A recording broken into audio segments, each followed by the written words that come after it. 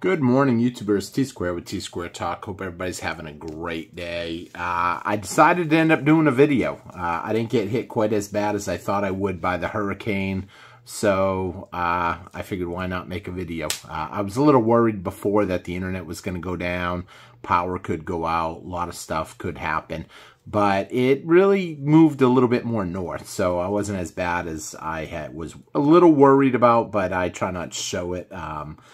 You know, just trust in prayer, and that's it. So, with that being said, let's move on to today's video. Before I get started, too, I want to take a quick minute to say that if anybody is interested in becoming a member, it's only $1.99 a member right now. And we are giving away free to join our Discord group. I will put that in the below. If you have trouble with it, go ahead and leave a comment and say, hey, I had trouble doing this or trouble doing that. With the membership, we will be giving away some free silver in probably a week or two. This will give people time to join if they want to join. It's only $1.99 a month to become a member, and we do a free silver event every single month. So I just kind of want to give people a little time to join that. So with that being said, let's jump into the talk. If you guys enjoyed today's video, please help me out. Hit that thumbs up button, leave me a comment, and let's get started. So not a lot going on in silver right now.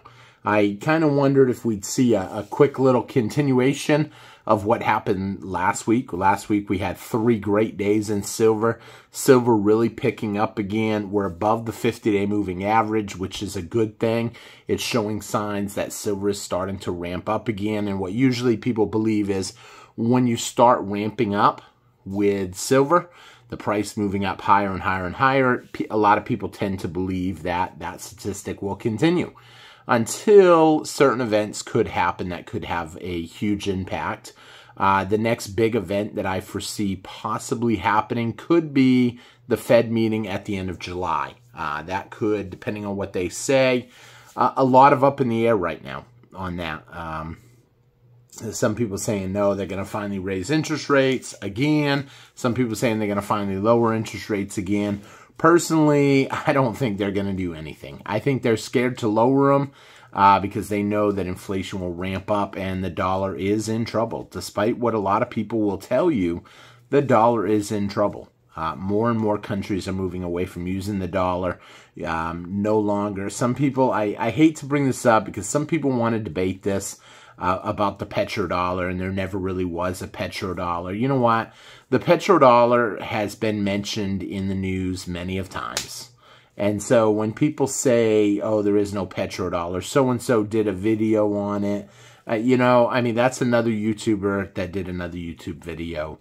As far as I've read and believe, there was a petrodollar, an agreement that oil would be sold in US dollars. Were there side deals that were probably made? Of course. I mean, you know, just like when you go to the store and you get your stuff, you usually buy it in dollars. There are exceptions to that rule. I have made a lot of trades with stores.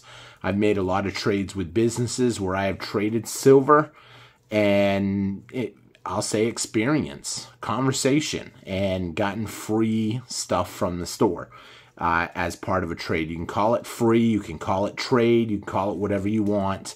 There's always going to be exceptions to every rule. But the truth of the matter is more and more people are starting to see what's going on. That's not even taking into account the uncertainty that's going on in the world right now with geopolitical events that I probably won't get into on this video because they're a little frowned upon when you talk about either of them. I don't really like to take sides on that stuff, but there's just a lot of uncertainty. A lot of uncertainty with the election. A lot of uncertainty right here in our own country.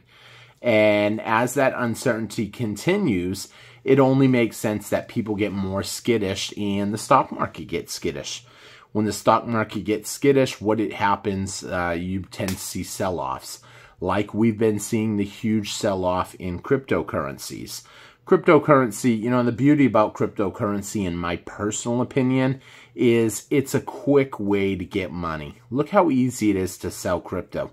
I've sold thousands of dollars in crypto. It pretty much had my money within a day in the bank. The money was already moving around. So I'm really a big fan of that. And I think that can be a double-edged sword, essentially.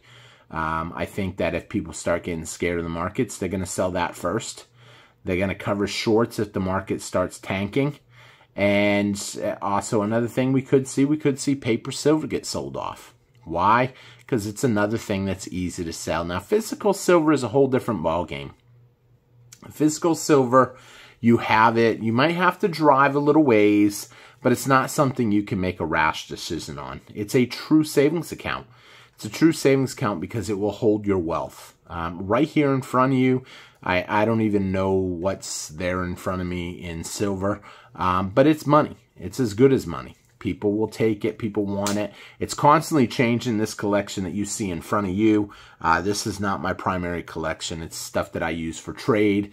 And friends, when they come over, they'll pick through it. And, I mean, it's not a big deal because a lot of the stuff in front of me is stuff that I don't like, except for the dimes right now. I'm actually trying to do the dime book. So little by little, I've been going through the dimes and I want to complete that book. I shouldn't say little by little because I've only done it a couple times now, but it's something I'm working on. And then other than that, the rest of the stuff is just stuff that I use as trade. It's not complete tubes. It's stuff that have been picked over, kind of like this right here. This was a complete tube, but then when my son came over, he's like, oh, I kind of like those. Can I get some? And I really didn't want to break up the tube, because a complete tube is something that I would put in my personal collection. But because it was, because he wanted it, it was him, I let him work out a deal and take 4 of them actually. So, but now it's not a complete tube. So now it ain't going to go in my personal collection. In fact, I'm going to end up putting those in cases and then switch them over to here. And that way anybody else that comes over can be like, oh, I want to trade that, or whatever the case may be. With that being said, there's a lot of potential right now for silver. Now, I know some people really like gold, and I don't have any gold right now to show you guys. But a lot of people do like gold because they know that gold has been a store of wealth for a long time, and so hasn't silver. But you can see silver go up and you can see gold go up and silver not go up, which worries some people. They think that, you know, silver's not really a true store of wealth because it doesn't have the long-term, I guess you can say, what's the word? Gains. You know, and some people will be like, oh, well, gold has better gains. And I won't sit here and deny that gold has better gains, as I showed you guys in many charts before. In fact, I have a chart right here we can take a look at real quick. I've showed you guys this chart before if you've been following. 1999, if you got gold, you're talking $290 for an ounce of gold in 99. Dow Jones 11,497. S&P 1469. Fast forward to today, well, to 2022. Today, these numbers would all be higher, but to 22, because it's an older book that was just sitting here. 1830 gold, even though technically it's up to 2390. Dow Jones 33,147, and S&P 3,839. You know, you've got a 531% gain as opposed to a 188% gain or a 166% gain. $100,000 would have became $631K. $100,000 in the other two would be $288,000 or $261,000. Not bad numbers. I'm not going to say that these are bad numbers, but I will say I'd rather have the bigger number. Now, the question comes up: why do you even have gold? Why do you even bother buying? Why do you even buy gold though, if you think silver is going to have a bigger number? Silver is one of them metals that it has its big year. At some point, it's going to have this blow-off year, and it's going to be opportunity. And so far this year, I think we're starting that blow-off phase for silver. Why? Because you look at gold, it's up 20%. You look at silver, it's up 27%. They're both good gains, especially for 6 months into the year. However, I'd rather have the bigger one. That's why I like silver better. Why do I have gold? Obviously, you can have a lot of wealth in a small amount of gold. And it's easy to store. It's easy to put away. And if something major happened, a major event, let's just hypothetically say a hurricane and I had to leave instantly and I couldn't get any money out of the ATM. Let's just say the grid's down. Let's just say banks are closed. Let's just say anything. I got to go to another country. I can grab gold and run. I can't exactly do that with silver. Hopefully people have their silver in a place where they could abandon it if they had to. Or it has a way to store it somewhere safe, quick, that they can put it and run. Because in some cases, you wouldn't be able to take your silver with you. And I know some people out there are going to say that's highly unlikely. And to a point it is. It's one of them things that maybe my OCD gives me. Because, you know, when I was military, we had to have standard operating procedures for everything. It was our job, essentially, to make up events that could happen, write up the plan of if this event happens, what would we do? And it was something we had to always train for. So one of the things that I do is I try to think of what could happen that I would have to leave my house. The easiest thing to think about right now is a hurricane, because obviously we're in the middle of one here it's about ready to hit landfall in about an hour from now, even though we're already feeling the heavy winds. But I'm not at ground zero, so that's a good thing. It actually shifted a little more to the north, and we'll just feel some wind and rain, and that's it. So that's a good thing. But you really never know what could happen. And for that reason, you know, you want to have a plan. And like I said, when silver has its big year, there's going to come a time where the gold-silver ratio plunges. And will that be a permanent thing or will that be a temporary thing? Personally, I feel bad saying this because I know it's not what my average subscriber would agree with. But I think the gold-silver ratio plunge, that could go down to 20 to 1. That means a tube of 20 rounds could equal an ounce of gold. I think that will probably be short-lived. I think that you will have maybe a month at most to look around, to make your trades with people, to push silver by, you know, talking about what's happening right now. Oh, wow, silver is up to, you know, $100 and 20 to 1. Well, man, it would have to even be more than that when you think about it.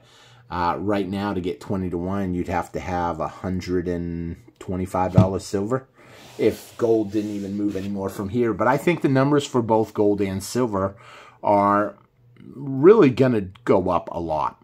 And I know some people will leave a comment, oh, well, your thinking ain't what I'm going to invest my future on. And that's fine. I understand that. But I think when you look at the demand for silver, especially if inflation is to ramp up again, some people think inflation has been beat.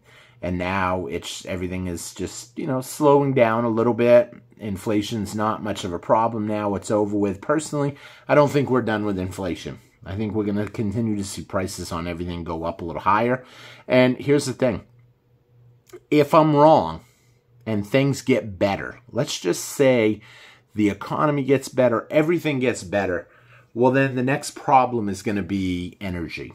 And we're going to have a push to more green energy. And we're already seeing that. That's why solar panels that take up a lot of silver is essentially more and more are being built. And they want to build even more of it. They want to go more green. They understand that having a renewable energy, something that they don't have to keep buying oil every year or every month or every week or whatever the case may be, it's going to cut their costs down. You know, it's like heating a home, let's say. If you can find a way to heat your home cheaper, you're going to do it. If you can find a way to cool your home cheaper, you're going to do it.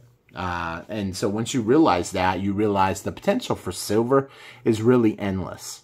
And as more and more people move to renewable energy, to electric cars, to better batteries that maybe have silver in them. I know Honda's been testing that out. Who knows where this will go? And I think the price on it will continue.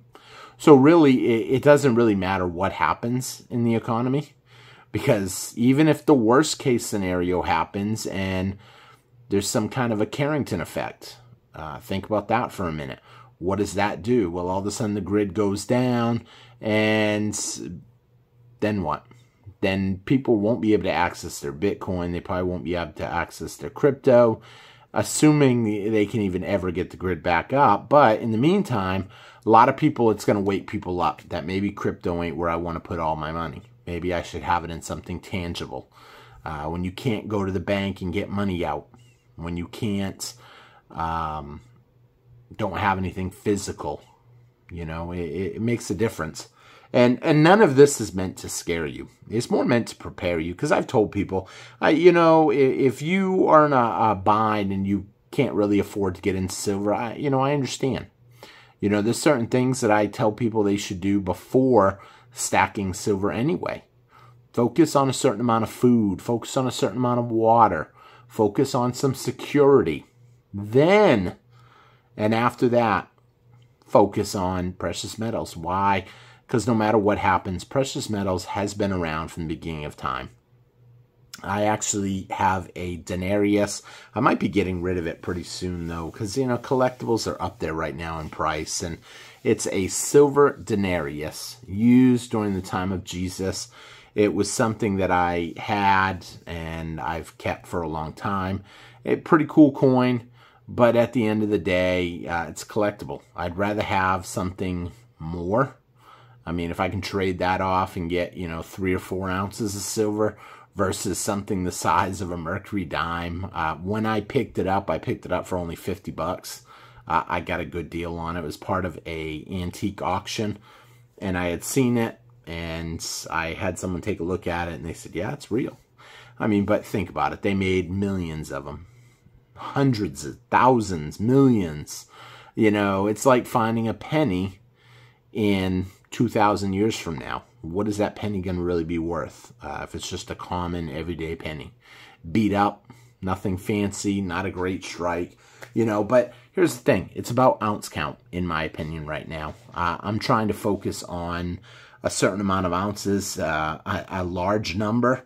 However, even with that large number, I guess I should probably start by doing an inventory, but I know I'm not there yet, so I figure when I get closer, I'll probably do that inventory. I have a couple people ask me, personal, like friends of mine have asked me, how many ounces you got? I really don't even know exactly. I mean, I got stuff in storage. I got stuff all over.